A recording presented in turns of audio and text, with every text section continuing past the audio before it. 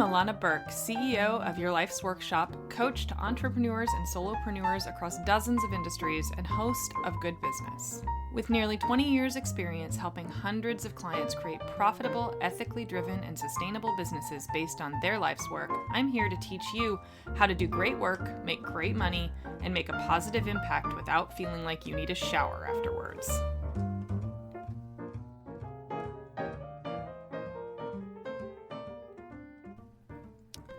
Hi, everybody. Today's episode is going to cover 4 not all that shocking big disappointments from this time of crisis.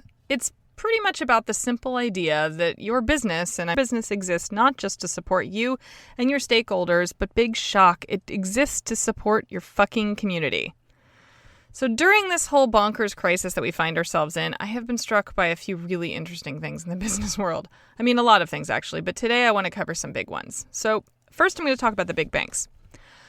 Big banks have absolutely no idea how to care for or deal with actual people, like human beings, real, actual human beings.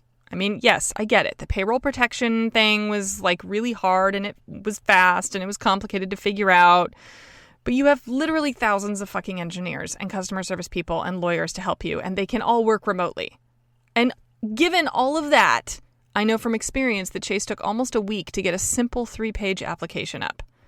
I mean, think about that. I don't know a single online business person who couldn't figure out how to create a simple fucking application in under 48 hours. And yes, I know that it's more complex and security and all that, but for real, the info pages were useless. The process changed multiple times without notifying customers. Once you apply, there was no one to call and ask about your application, even though most bank websites said to call them with questions. I mean, I personally, just because I went through this whole process to try to figure out what my people were going through and to figure out if it was something my business needed. It didn't right away, but thankfully. But I wanted to kind of know what I was talking about. So I spent 3 hours on hold just to talk to someone who had zero access to the program info and had absolutely no idea what I was talking about because she was in the Philippines.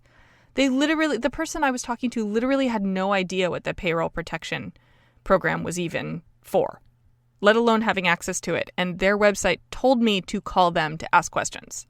I heard similar stories about Wells Fargo, B of A, and a few others. And now that the program's tapped out, all of these companies are getting sued for their unbelievable mishandling. I mean, I guess I shouldn't be appalled, but I am. So I'm talking about it because, my God, we have to fucking talk about this, right? And yet somehow credit union customers were already getting money. Funny what happens when your organization doesn't actually have a financial incentive to leave you hanging. Your organization is actually designed to help its customers instead of itself. I read recently that the large banks were literally inversely incentivized to give loans to larger organizations. That's what they're being sued about, because they get a commission based on how large the loans were. So for the little guys like us that were looking for the $5,000, $10,000, $15,000 loans, they had no financial incentive to actually bother to fucking help us. It's insane. It's absolutely insane. How they thought that this was ever supposed to help small businesses just beyond me. Probably because it fucking wasn't, but this is the swear-heavy episode. Anyway, so I could go on and on about banks, but that's, the one big clear one. So number 2.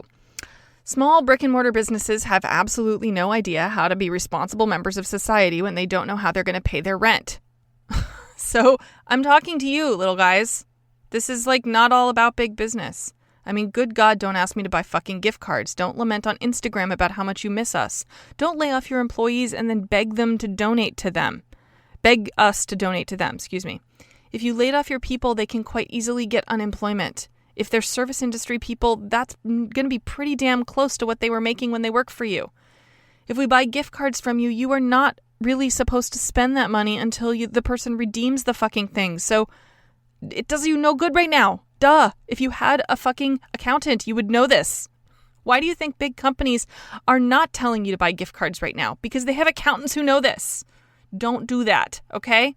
Buying gift cards, you're putting your customers in a position where they don't even know if you're going to last that long. So you're just begging.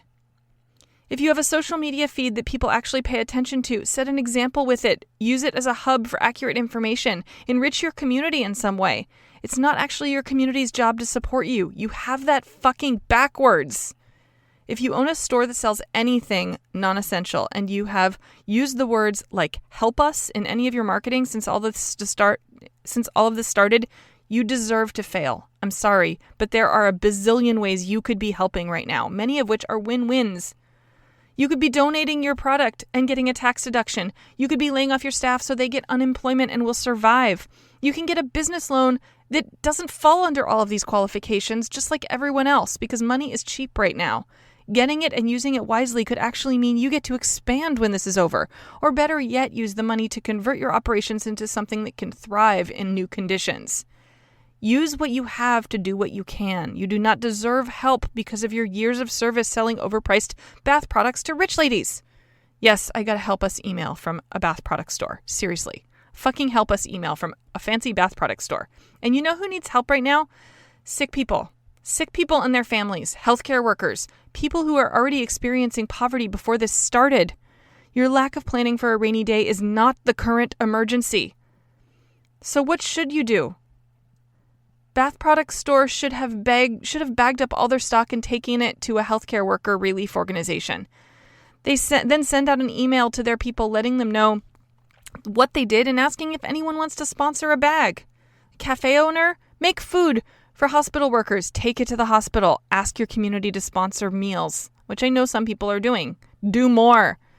Dressmakers, make masks and sell it for cost. And I have seen this one. There's a fabulous little boutique in Portland that's doing this. And I know a lot of other big designers are doing it too. But the point is to help first. Find a way. Okay, number 3. Car companies are surprisingly in touch with what their people need right now.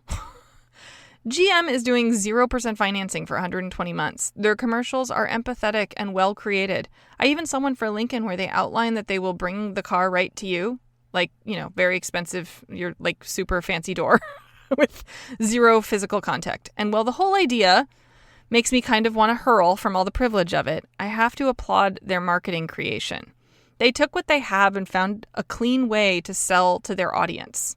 And while I loathe that car companies are doing things better than small businesses right now, I got to give credit where credit's due. They're actually getting something right, and there's a lot of us little guys that are not. So take a cue from some of the big ones that are. Figure out how you can help and still survive. Figure out what your specific people need. Now, Lincoln, they have specific people. They have rich people who can afford to have rich people cars delivered to their rich people homes. Congratulations, you figured out a way to satisfy your customer. You can do that too, no matter what you do. I promise, there's a way. Okay? Number 4, I am really, really ashamed of how a lot of my favorite businesses have handled this crisis. For this one, I'll use a story about Etsy sellers to make my point. I have been trying to come up with things to buy right now from Etsy. I live to support small business owners. I mean, duh, it's what I fucking do all day, right? But almost none of the shops say anything on their pages about shipping precautions or packing precautions or what they are doing to protect their customers. I went back to Amazon for a couple of things because I can't reasonably sanitize a leather journal and I have no idea what the health of the sender might be. And Amazons are at least shrink-wrapped.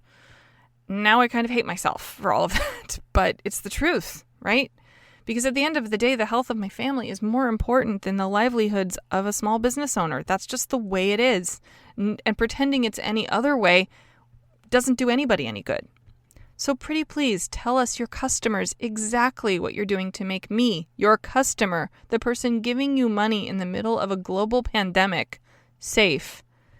If you want me to buy anything, trust is still the baseline.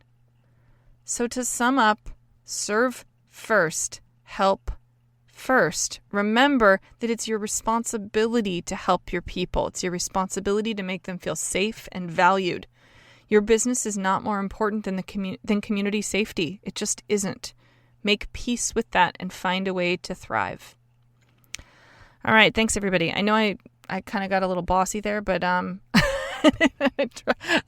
hope I didn't make it sound easier than it is, because I know it's really fucking hard right now. But I want you all to know that I'm with you and I've got your back however I can. And the way that I'm doing this is I'm making all of my programs are currently sliding scale, and I've started a Facebook group to support people. And if you would like to be a part of either of those things, please email me, Illana@thegoodbusinessco.com or Illana at yourlifesworkshop.com. Okay? Did I say .co on that first one? It's Illana at thegoodbusiness.co.